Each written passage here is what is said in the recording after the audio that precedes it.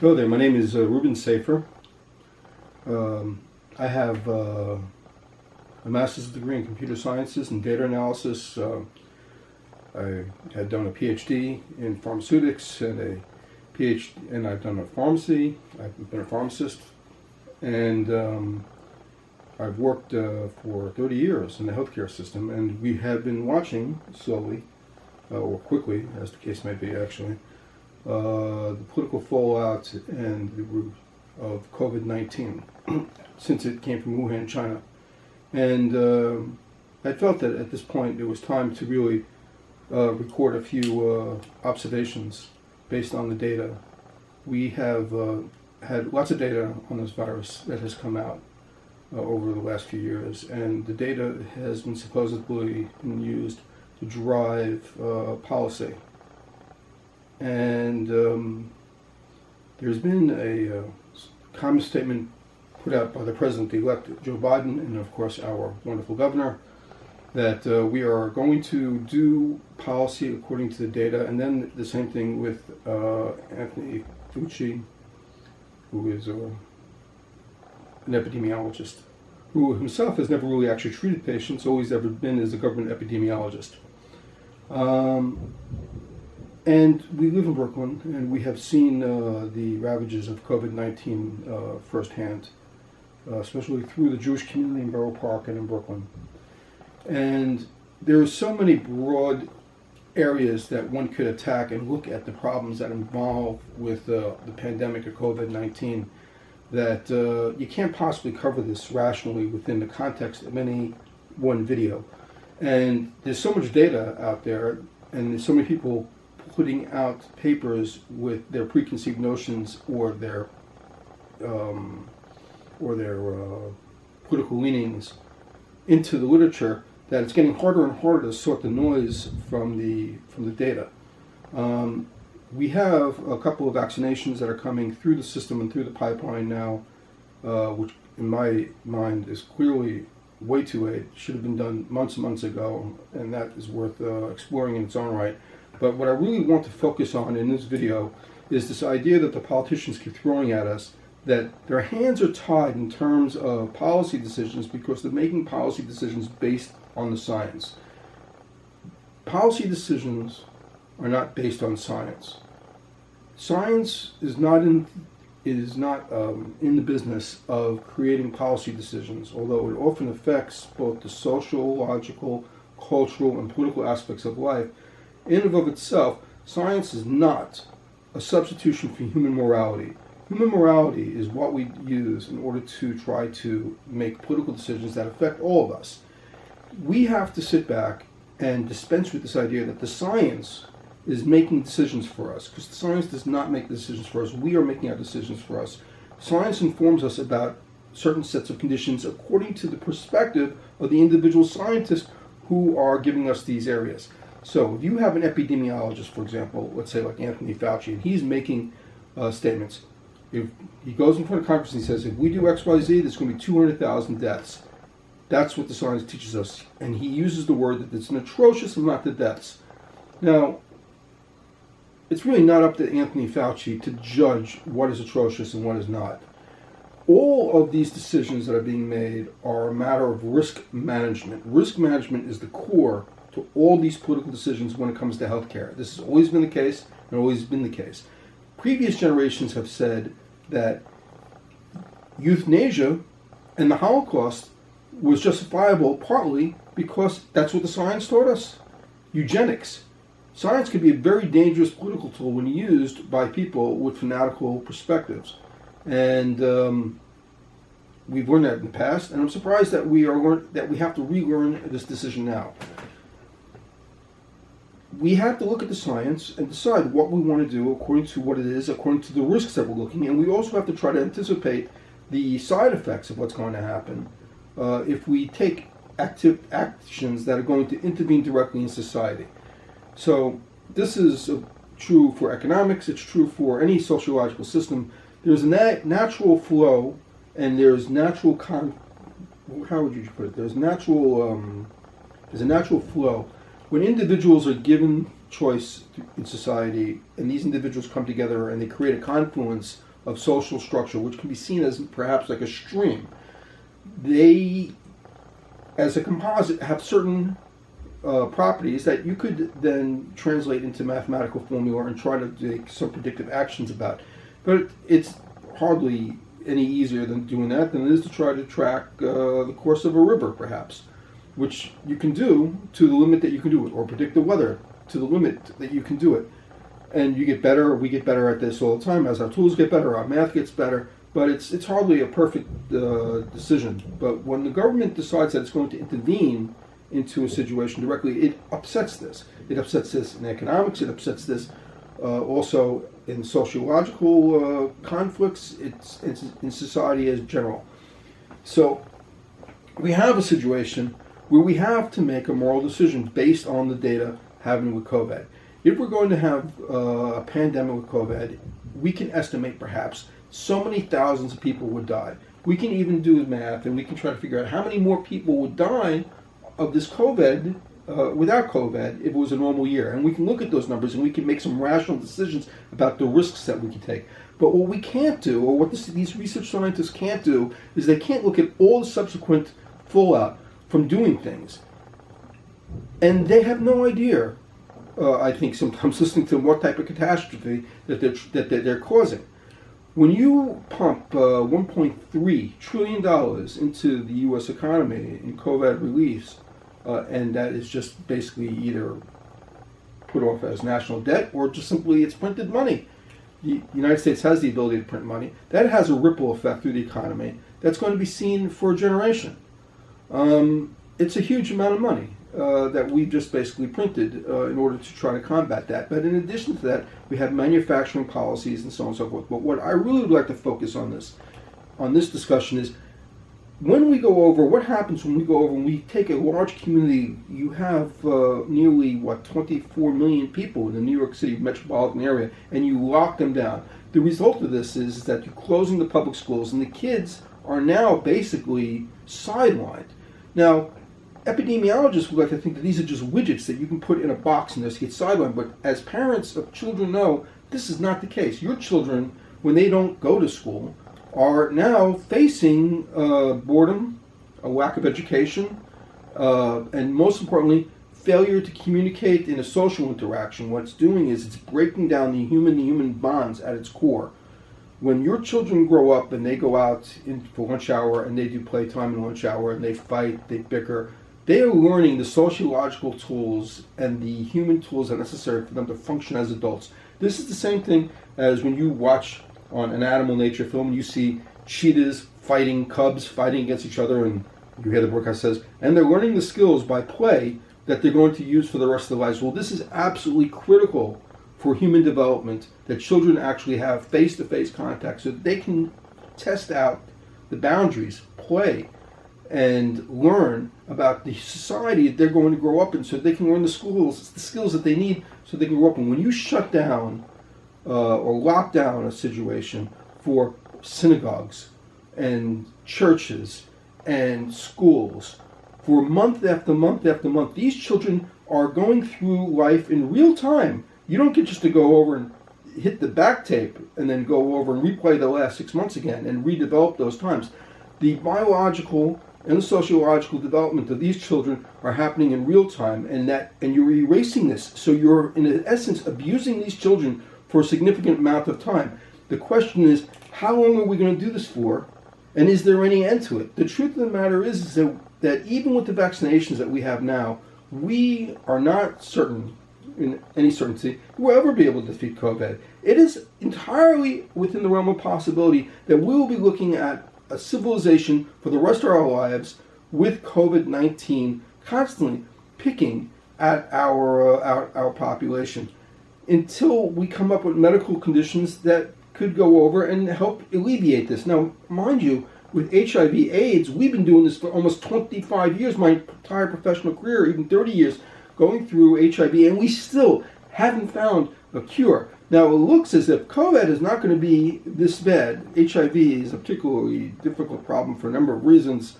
It is a reverse transcriptase virus and so on and so forth. But still, it's possible that we may never really get a real handle on COVID-19. It looks like we are going to because of these vaccinations that we're developing, but we may not.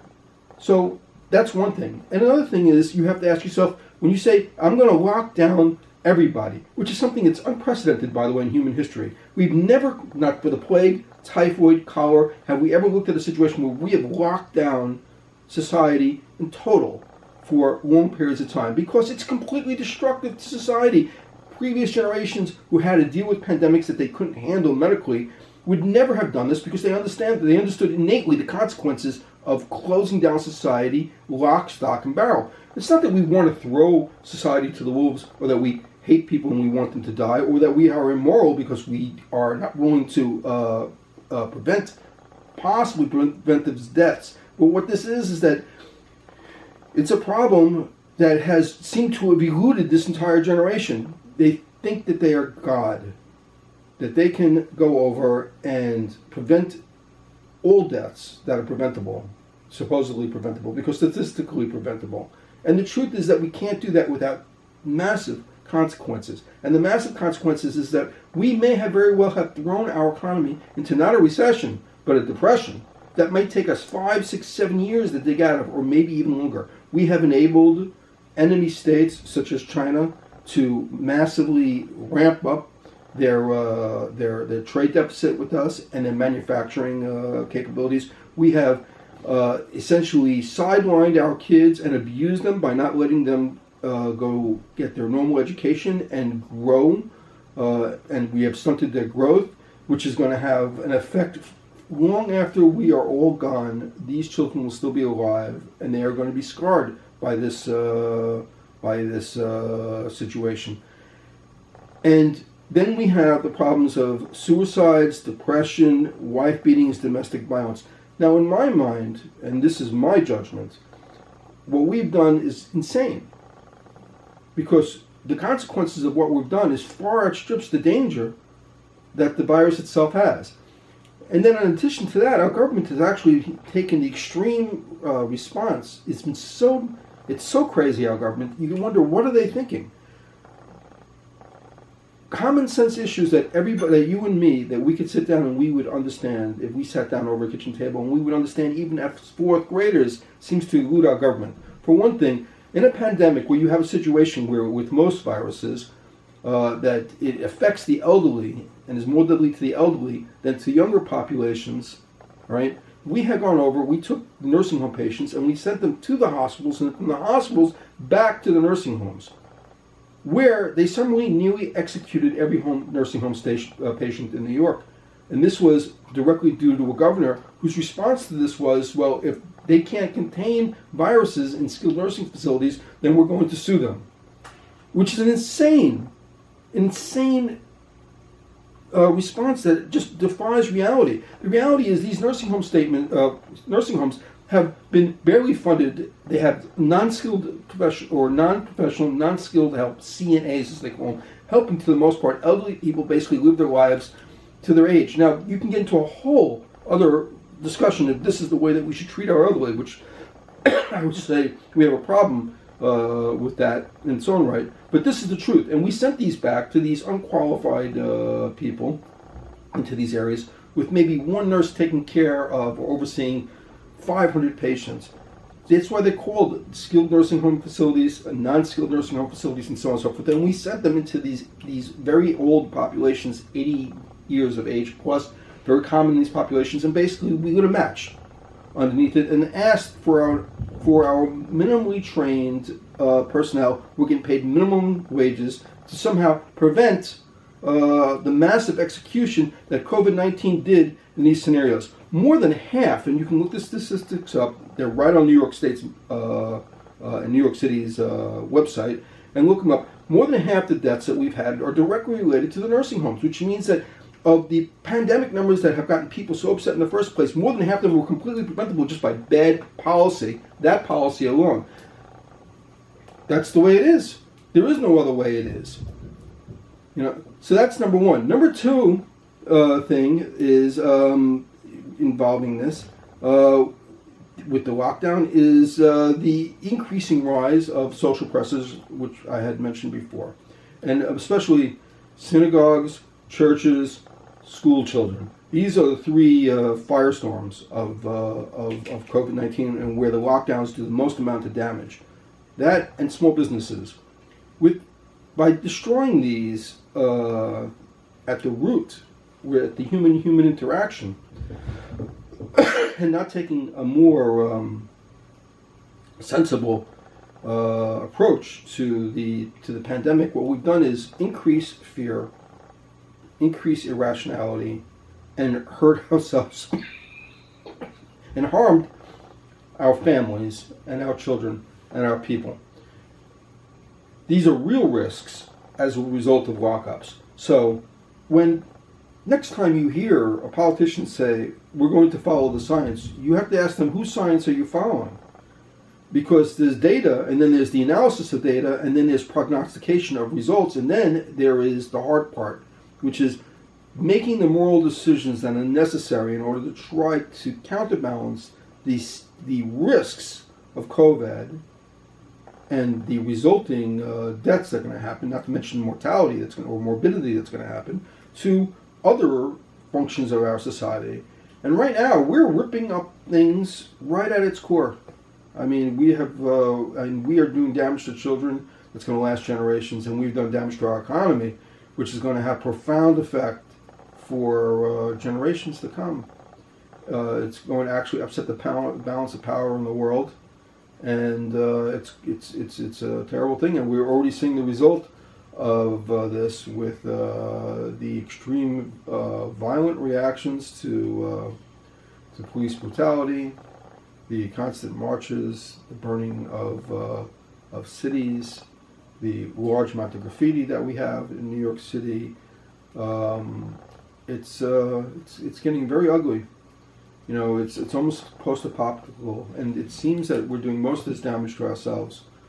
And for a preliminary video on this, I think I'm going to leave it at that for the time being, and maybe we'll explore this in more detail next time. Thank you.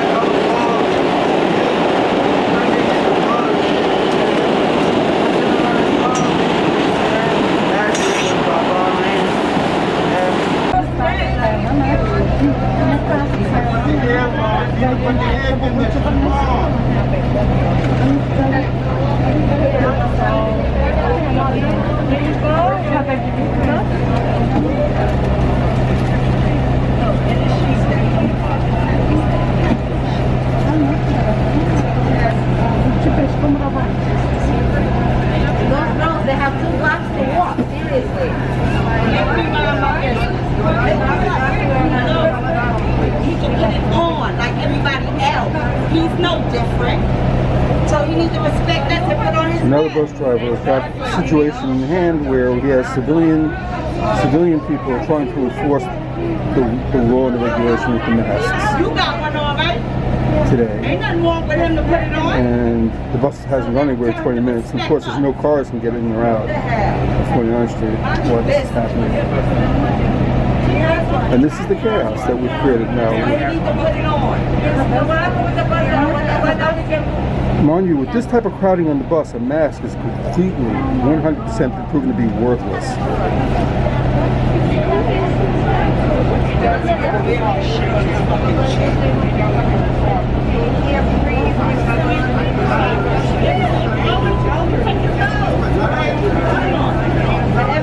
There seems to be an elderly general in the back of the bus that actually is a problem. He's just not going through. You put it on, He's just not let's going go, to come on.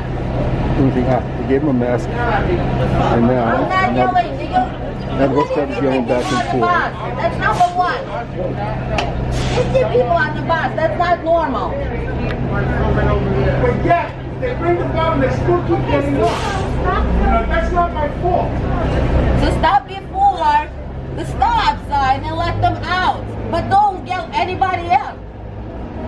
That's too many people on the bus too. Forget about the mask.